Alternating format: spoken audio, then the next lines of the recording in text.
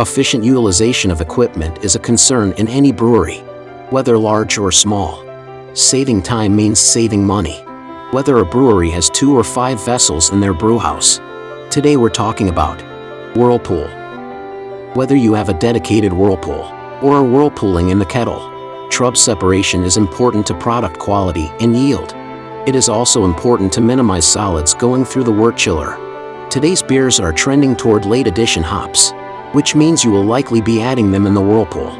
There are several whirlpool design factors that will help minimize time while not sacrificing separation capabilities.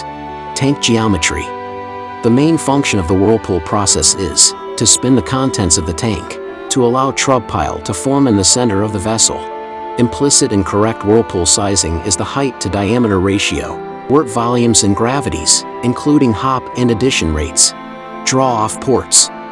Efficient trub pile formation not only relies on item 1 above, but piping and entry velocity. In wort draw-off port locations, trub does not form all at once during the rest phase.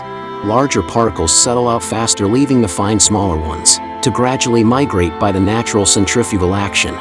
The use of multi-port draw-off points should enhance pile formation and result in improved wort quality delivered to the cellar. Trub removal. Water is an expensive commodity. Design of the trub removal nozzles should target efficient and timely removal while minimizing water usage.